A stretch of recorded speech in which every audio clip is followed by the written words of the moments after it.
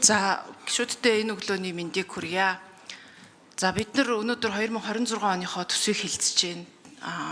Нийгэм үндэ бас хар бараа мэдээгээр дүүрэн сэтгэл зүйн хувьд ч гэсэн бас юм одоо тий маш тийм таагүй үед байна. Бид нар ер нь ямар нийгэм рүү яваад байна гэдгээ хаанаа бас дүгнэх хэрэгтэй байна.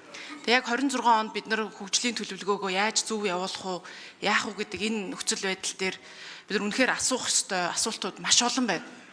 Тэг өнөөдөр энд улсын ерөнхий прокуророос хэн ирсэн байгаа юм болоо? Жаргал сайхан ерөнхий прокурор байгаа юм болоо? Ажлын хэсэг дээр хэн байгаа юм бол асуумаар байна. Тэг сүүлийн үед ер нь яг хурцсан ингээд олон одоо тий хүний сэтгэлийг өвтгсөн юм хэрэгүүд гарч байгаа боловч ер нь бид нар энэ хууль хяналтын байгууллагын үйл ажиллагаа ямархуу байгаа дээр дүгнэлт хийх ил тод дүгнэлт хийх цаг нь болсон байна. Өргөдлийн байнгын орооны дараагаар одоо 7 сар томилогдоод ажиллаж байна. Манай байнгын хорон дээр ирж байгаа хамгийн их өргөдөл гомдлол мэдээж одоо цалин, эмч нар, багш нарын цалин, тэтгэмж гээд нийгмийн асуудлууд байгаа. Хоёр дахь ирж байгаа хамгийн их гомдлууд бол дандаа шудраг бусаар шүүлгсэн, дандаа хонгил руу чирүүлсэн, эрхэн зөрчигдсөн, шудраг ёс энд алдагдсан байна гэсэн энэ асуудлууд явж байна. Цагдаагийн ерөнхий газрын дарга байгаа бол буюу бас асуумаар байгаа хгүй юу? Прокурорын шинжилэл ер нь одоо хизээ хийх вэ? Та бүхэн маань юу хийж байна? Би прокурорын төсвийг харлаа л да. Ер нь ингээл жилийн үед хууль зүйн байнгын ороо прокурорын төсөв бол нэ хилцэгдэхгүй ороод батлагдчихтыг бүгдээрээ мэднэ.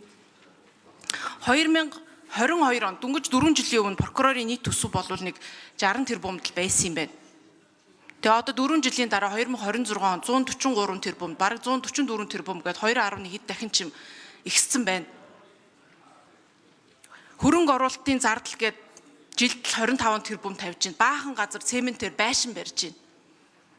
Энэ 4 жилийн хугацаанд та бүхний төсөв 2 дахин ихссэн шиг Монгол улсад шудраг ёс тогтоох асуудал 2 дахин ихсэж чадсан юм уу? Би бол уруу хамааралтай харин ч эсэргээрээ явж гин гэж бодож байна. Хууль хяналтын байгууллагын эрх мэдэлтэй эсвэл одоо баян сэтгэлэн хүмүүст илүү өөрөөр үйлчилж байна. Энгийн ардын хүүхдүүдэд өөрөөр үйлчилж байна гэдэг шүүмжил маш их гарч байна. Сүүлийн 4-5 жилд хамгийн их сэтгүүлчдийг хорж, ял эдлүүлж, торгоцсон. Хамгийн одоо боломжгүй, чадамжгүй энэ хүмүүс шорон сууж байна. Боломжтой чадалтайнууд нь бол одоо чөлөөтэй явж байна. Энэ бол одоо нийгэмд бол хуульч хүний нарийн нүдээр гэхээс илүүтэйгээр нийгэмд бол энэ асуудал ингээд төвчээд байна. Энэ дээр ер нь та бүхэн шинжил хийж байгаа мó? Барилга байшин цемент цутгахаас өөр шинжил хийж гинүү? Шудраг ёсыг та нар тогтоох асуудал дээр хэр одоо сайн ажиллаж байгаа гэдэг дээр дүн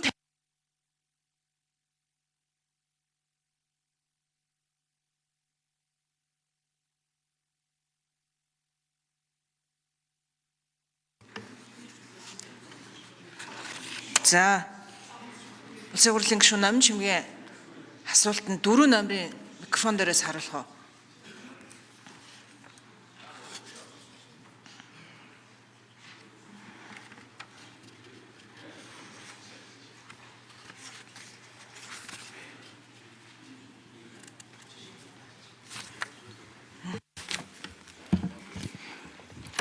За эрхэм гишүүд энэ өглөөний мэндийг хүргье. Улсын ерөнхий прокурорын газрын хэрэг эрхлэх газрын дарга Ганс Хэлэн байна. За гишүүний асуултанд хариулъя. За прокурорын байгууллагын төсөв 22, 23, 24 онуудад тодорхой хэмжээний 22 онд тухайлбал 60 тэрбум, 23 онд 72, 24 онд 100 гаруй гэдэг тодорхой хэмжээний ингээд өсөлтүүдтэй байгаа. За эдгээр өсөлтүүд маань ямар зүйлүүдтэй холбоотой гэхээр мэдээж нэгдүгээрт үнийн өсөлт, инфляц, тогтмол зардлуудын өсөлттэй холбоотой зардлууд байгаа. За хоёрдугаарт 2024 онд нийт прокуроруудын цалин хөлс нэмэгдсэн. За мөн прокурорууд ажилчдын цалин хөлс 6% нэмэгдсэн зэрэг энэ нөхцөл байдлуудтай холбоотойгоор төсвүүд бол урсгал зардлууд энэ инфляцтай холбоотойгоор тодорхой хэмжээнд өсөж ирсэн. За 2026 оны төсвийн төслийн хувьд бол прокурорын байгууллага сангийн яамд 165.4 тэрбум төгрөгийн санал хөргүүлснээр сангийн яамнаас засгийн газарт 119.8, за засгийн газраас улсын хурл 119.6 гэдэг ингээд нэлээдгүй хэмжээгээр хасаж төсвийг ирүүлсэн байгаа. За миний хувьд бол прокурорын байгууллагын хэмжээнд төсөв санхүү хариуцж байгаа учраас энэ хэмжээнд би хариултыг танд өгч байна гишүүнд.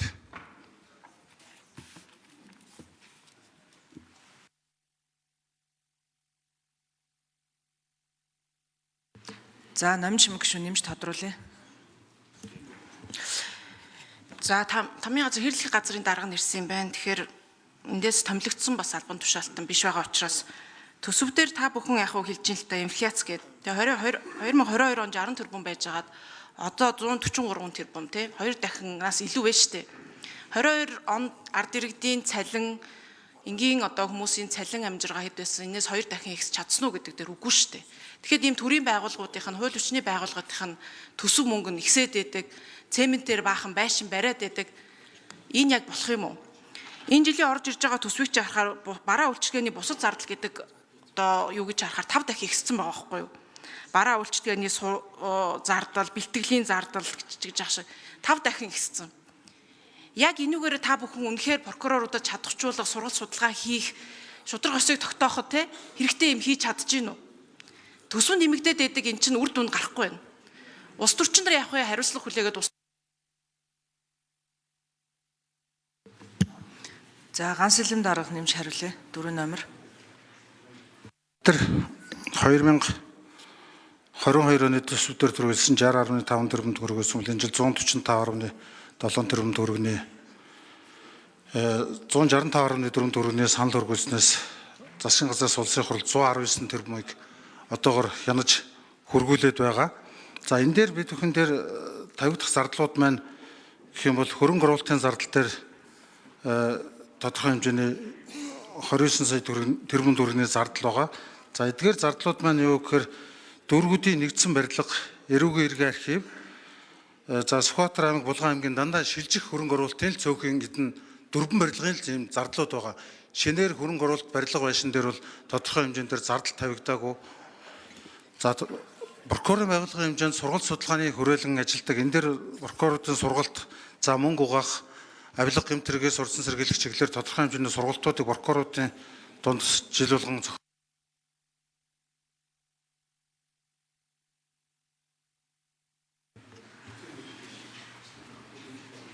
За улсын хурлын гишүүн бүх чулууны пүрэвд орж.